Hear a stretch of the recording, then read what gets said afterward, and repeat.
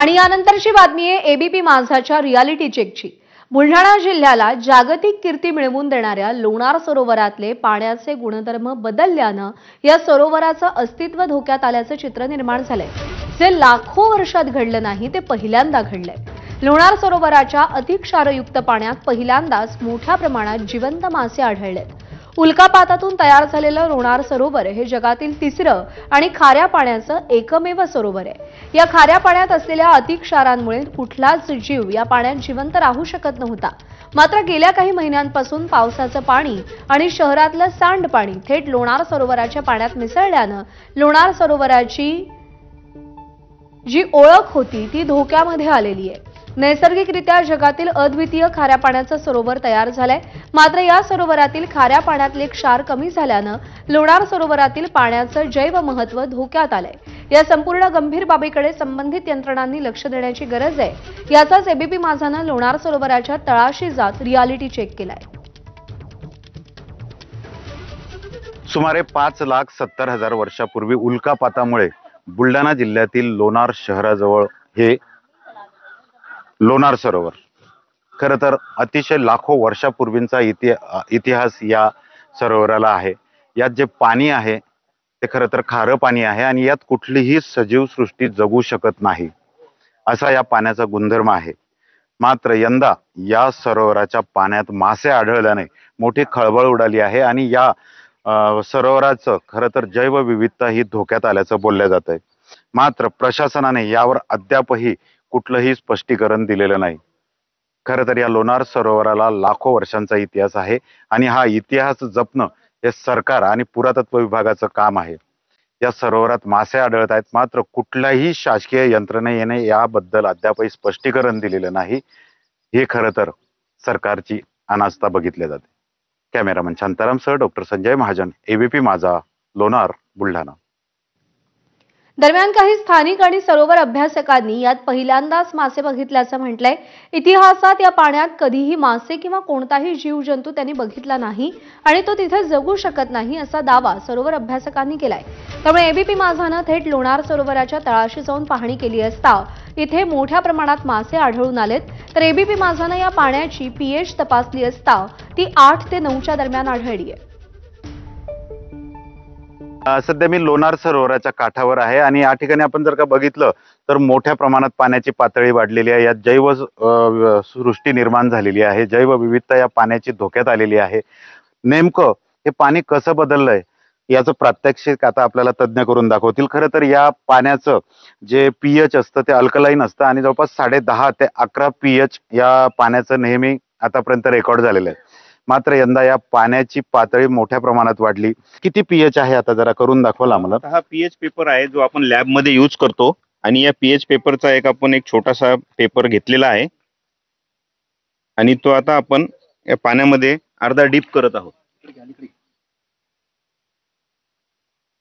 हे बघा, आता हा आपण याच्यामध्ये डीप केलेला आहे आणि टेस्ट पेपर मध्ये जे कोड आहेत, पेपर कोड, पीएच लेवलचे कोड, त्यामध्ये याला आपण मॅच करतो आहे। आता तुम्ही हे कोड बघू शकता आणि हा पेपर मी इथे लावलेला आहे। तर याच्यामध्ये तुम्हाला स्पष्ट दिसू शकते की 8चा कलर जो आहे तो पूर्णपणे मॅच झालेला आहे पीएच पेपर सोबत। म्हणजेच याचा जो 10-11 पीएच जो होता तो आता फक्त 8 ते 9 याच्या दरम्यान दिसतोय।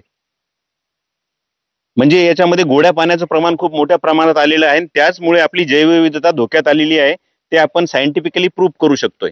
गोड पाणी मिक्स झालं आणि त्यामुळे या पाण्याचे गुणधर्म बदलले आहेत। याचं पीएच जे 10.5 ते 11 असायचं ते आता 7 ते 8च्या दरम्यान आलेलं आहे आणि त्यामुळे या पाण्यात जैवसृष्टी निर्माण झाल्याचं म्हटलं जात आहे। कॅमेरामन शांतारामसह डॉक्टर संजय महाजन, एबीपी माझा, बुलढाणा।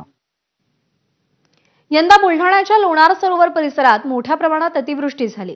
लोणार शहरातलं सांडपाणी सरोवरात थेट जाऊ नये म्हणून नीरी संस्थेनं या ठिकाणी प्रकल्प उभारला होता, तोही धुळखात पडू नये। शिवाय लोणार शहरातील सांडपाणी सरळ या सरोवरात मिसळलं जात असल्यानं सरोवराची पाण्याची पातळी इतिहासात यंदा रेकॉर्ड ब्रेक वाढली आहे। त्यामुळे सरोवराचं पाणी हे डायल्यूट झाल्यानं पाण्याचे गुणधर्म बदलल्याचं बोललं जात आहे। सरोवरातील पाण्यात सजीव सृष्टी निर्माण होऊन भविष्यात लोणार सरोवराचं अस्तित्वच धोक्यात येईल। जी सजीव सृष्टी निर्माण होतीये ती कदाचित पर्यावरण आणि मानव जातीला धोकादायक ठरू शकते असं तज्ज्ञांचं मत आहे. अशा तऱ्हेचे मासे ह्या पाण्यात येणं हा त्या तलावाच्या पर्यावरणाला प्रचंड धोका आहे.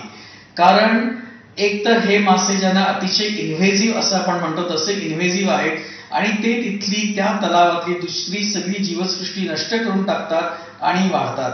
तर जरी हे मासे तसे खाण्यासाठी उपयुक्त असले तरीही ते मासे ह्या तलावात आल्याने त्या तलावातली जी इकोसिस्टीम आहे ती संपूर्णपणे डिस्टर्ब होईल.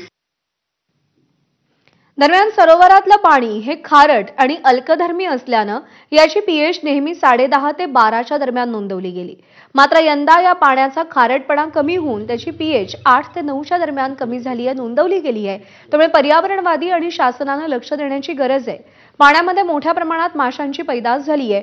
मात्र ही पैदास लोणार सरोवराच्या जैवविविधतेसाठी धोक्याची घंटा मानली जाते. लोणार सरोवरातील पाण्यात खरं तर हे खारं पाणी आणि या पाण्यात मासे आढळल्याने संपूर्ण देशात खळबळ उडाली. खरं तर लोणार सरोवराची पातळी जी आहे, पाण्याची पातळी यंदा रेकॉर्ड ब्रेक वाढलेली आहे आणि त्यामुळे या पाण्यात आता मासे आढळत आहेत. सध्या मी लोणार सरोवराच्या काठावर आहे आणि आपण जर का बघितलं तर या पाण्यात आपल्याला मासे दिसत आहेत. आतापर्यंत तरी असं आढळलं नाही हजारो वर्षापासून. मात्र यंदा या पाण्यात मासे आढळल्याने नेमकी लोणार सरोवराची जी काय बायोविविधता आहे, जैवविविधता आहे ती धोक्यात आली आहे असं तज्ज्ञांचं मत आहे. दूर जर बघितलं तर प्रचंड मोठं असं हे लोणार सरोवर आहे आणि या पाण्यात आता मासे आढळले. हजारो वर्षापूर्वीपासूनचा जो इतिहास जर बघितला तर या पाण्यात सजीव सृष्टी कधीही आढळली नाही. मात्र यंदा या पाण्यात मासे आढळल्याने आता तज्ज्ञांमध्ये खरं तर जे काही याचा वैज्ञानिकपणे अभ्यास करतात त्याच्यामध्ये चर्चा सुरू झालेल्या आहेत. आणि यानंतर अन्य काही बातम्या